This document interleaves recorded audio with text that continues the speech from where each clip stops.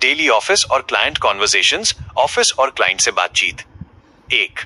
क्या आप इस वेंडर के आउटस्टैंडिंग ड्यूज, बकाया राशि का एजिंग एनालिसिस निकाल सकते हैं?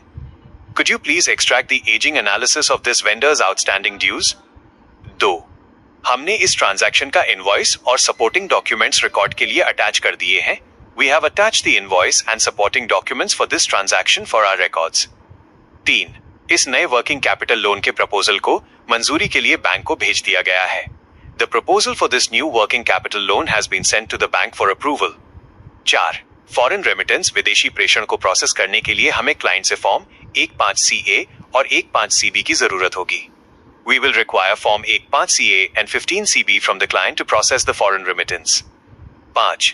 बोर्ड मीटिंग से पहले हमें सभी डिपार्टमेंट्स के बजट वेरिएंस को चेक करना होगा।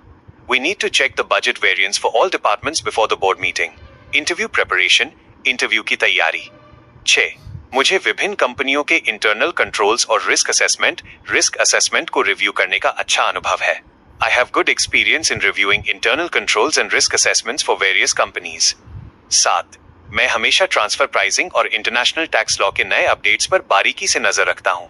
I always keep a close watch on the latest updates in transfer pricing and international tax laws. 8. कठिन समय सीमा, टाइट डेडलाइंस के दौरान भी मैं अपनी टीम के काम की क्वालिटी और सटीकता से समझौता नहीं करता।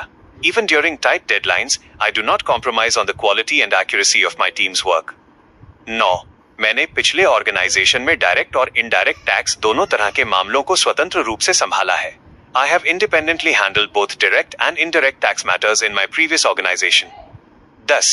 मेरा लक्ष्य अपने फाइनेंशियल एक्यूमेन, वित्तीय सूझबूझ का उपयोग करके कंपनी के प्रॉफिट मार्जिन को बेहतर बनाना है। My goal is to utilize my financial acumen to improve the company's profit margins.